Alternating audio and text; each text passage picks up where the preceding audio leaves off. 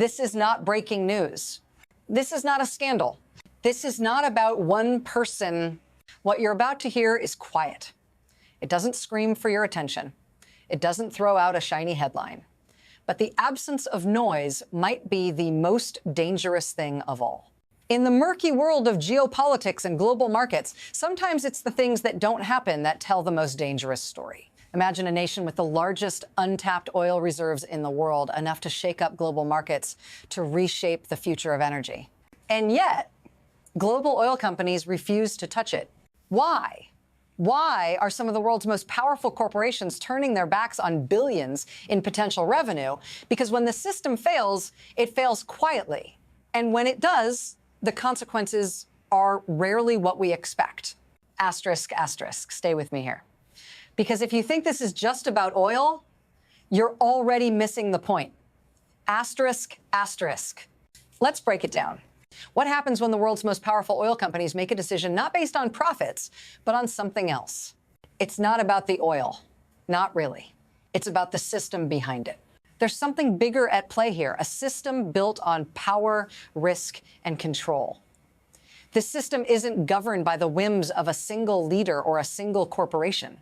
It's controlled by a network of interests, all quietly pulling the strings from behind the curtain. Governments, corporations, the military-industrial complex. What controls this system is not the price of a barrel of oil. It's the willingness to take risks, risks that come with chaos. Oil is just a tool. The system operates through instability, it thrives on uncertainty, and right now, there's a game being played with the future of Venezuela's oil. But it's not Venezuela's oil they're really after. It's what happens when you push a country to the edge. What happens when that push triggers a response from a system built to exploit the weakest link? That's the game. And it's happening right now, quietly. Asterisk, asterisk. Hold on. It gets more complicated. Asterisk, asterisk. Here's the thing. You've probably never noticed it, but that's what makes it so dangerous. Change doesn't always come with a loud bang. Sometimes it's the quiet ones that change everything. Venezuela, once a nation of vast oil wealth, a linchpin in the global energy market, has been slowly slipping away, not because of the oil. No, the oil's still there.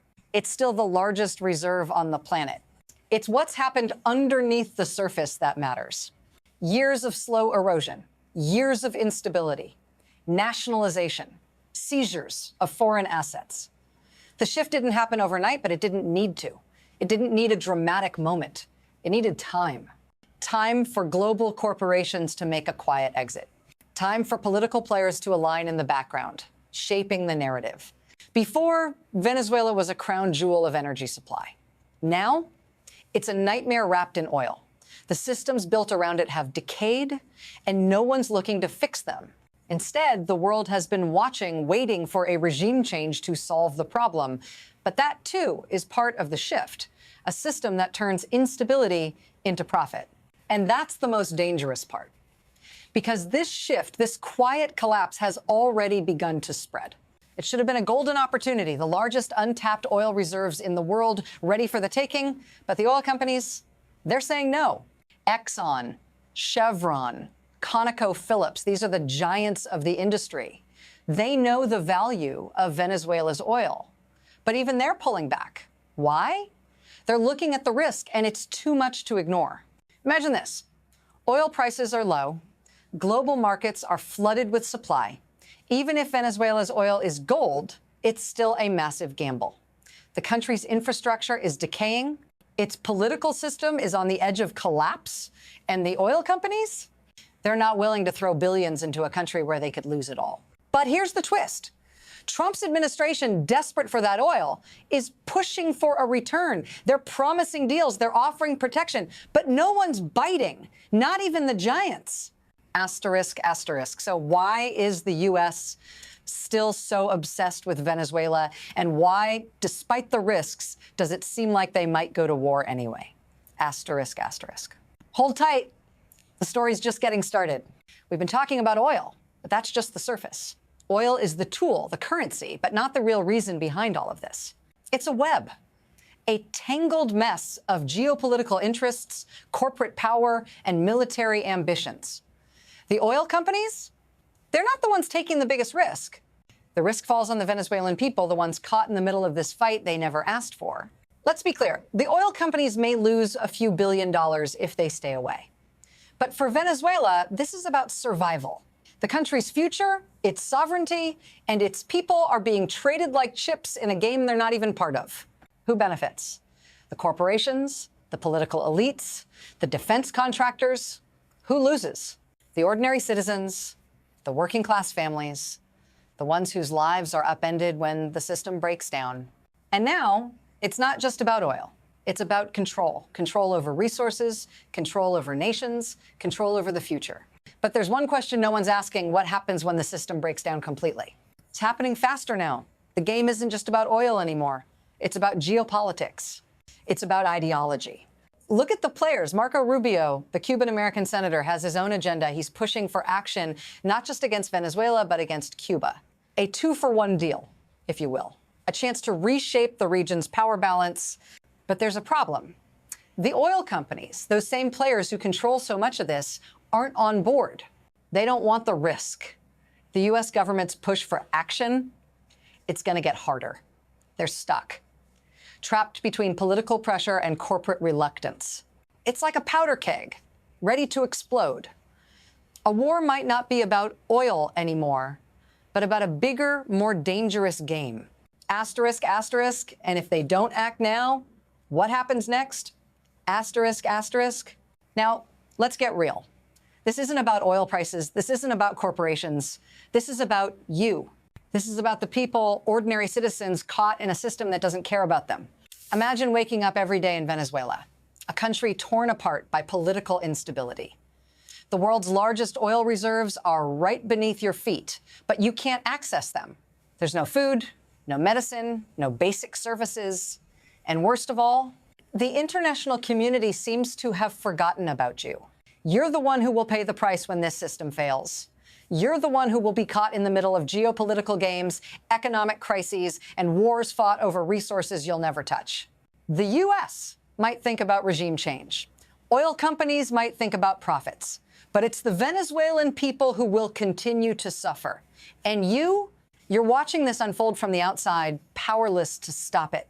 Asterisk, asterisk. What's the cost of all this to you? What happens when the system breaks and it's too late to change anything? Asterisk, asterisk. It's no longer just about Venezuela. This is global. What happens in Venezuela doesn't stay in Venezuela. The ripples are already spreading. The U.S. might push for war, but the consequences won't be contained. They never are. The oil market will feel it. Prices will spike. Energy-dependent countries, countries that rely on stability in global oil supply, will feel the pressure. Economies will shake. And in the background, the military-industrial complex will be watching, ready to move. But it doesn't stop there. Venezuela's ties with international players like Hezbollah, like Russia, bring a new dimension to this. This is not just about oil anymore. It's about global power struggles. And the U.S., they'll be dragged into a game they didn't start, but one they might not be able to get out of. Asterisk, asterisk. How far will this go? And who will pay the price when it spreads beyond Venezuela's borders? Asterisk, asterisk. Here's where it gets critical. The future of Venezuela and the system at play could go one of three ways. First, asterisk, asterisk, adjustment, asterisk, asterisk. The system adapts. The oil companies find a way to make it work. There's a return to some kind of stability, at least for a time. But this comes at a cost.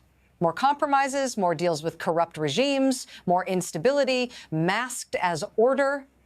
And the world moves on, pretending it's all fine, while the system quietly erodes beneath the surface. Second, erosion. The system starts to unravel. What once seemed stable global markets, political alliances, corporate interests begins to crumble. The cracks get wider, the risks grow bigger. The U might push harder, but no one can control the damage. The international order starts to falter, and the consequences are felt far beyond Venezuela. And third, asterisk, asterisk, rupture. Asterisk, asterisk. The system completely collapses. Venezuela becomes the catalyst for a global crisis, one that no one saw coming.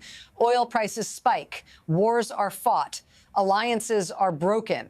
The world plunges into chaos, and no one can stop it. Asterisk, asterisk, which path are we on? Can the system hold together, or is it already too late? Asterisk, asterisk. We're standing at the edge of a precipice, and no one can see what's coming next. The oil, the politics, the power struggles, they're all feeding into a system that might collapse under its own weight. But here's the truth. We don't know what happens next. Not for sure. It could adjust, it could erode, or it could rupture completely. What we do know is that this system is fragile and the cracks are already showing. Asterisk, asterisk. So what will it be? Will the system hold? Will it tear itself apart? Asterisk, asterisk. The answers are out there, but you have to look closer because the consequences, they're already happening. And if you're not paying attention, you might miss it all. Stay tuned. This isn't over, not by a long shot.